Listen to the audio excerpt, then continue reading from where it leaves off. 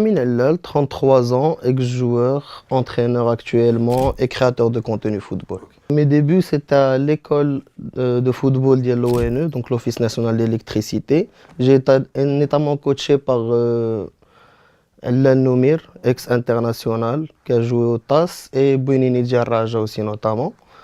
Ensuite, je suis allé jouer en France. J'ai joué à l'US Pubrac, donc à côté de Toulouse.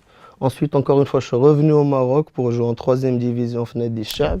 Et j'étais obligé d'arrêter le football à cause de quelques problèmes familiaux. Ça a créé une très grosse dépression, vu que c'était un plan de carrière depuis mon enfance. C'était ciblé sur le football, donc je ne voyais pas quelque chose d'autre à part le football. L'amour pour le football vient de mon père. Mon père, quand il dit vu que lui, c'est un ancien joueur qui a joué au Paris FC, qui a joué à l'Olympique d'Asfi aussi, et qui était ex-international militaire en France. Et c'est ce qui m'a laissé aimer le football à un point, surtout l'accompagnement. C'est quelque chose, et je le dis surtout dans mes vidéos, c'est accompagner vos enfants. C'est quelque chose qui est, par rapport à nous, notre génération, c'est pas la même chose.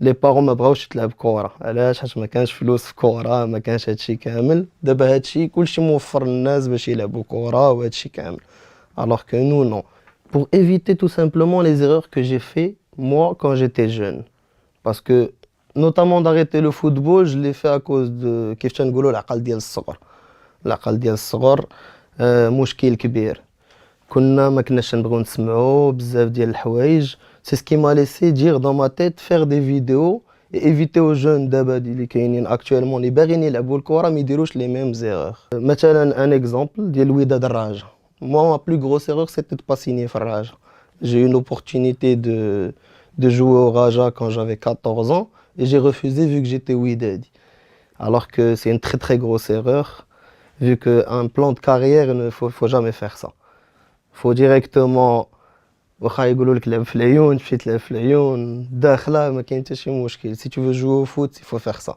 il faut jamais les choix de cœur restent en tant que supporter mais professionnel il faut rester professionnel j'ai beaucoup d'amis bien sûr qui sont joueurs professionnels que ce soit en première division que ce soit en France aussi des entraîneurs aussi donc on me demande des fois des conseils que ce soit sur les blessures vu que j'ai eu des blessures que ce soit une rupture du tendon d'Achille ou bien.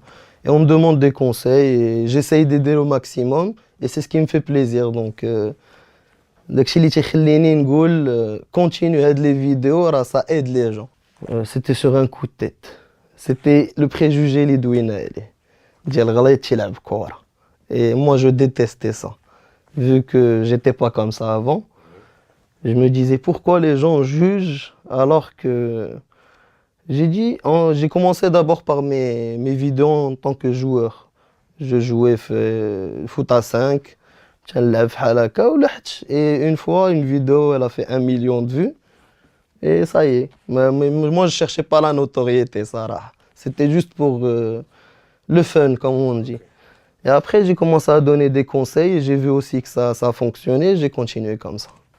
Exactement. C'est la première chose qui revient. C'est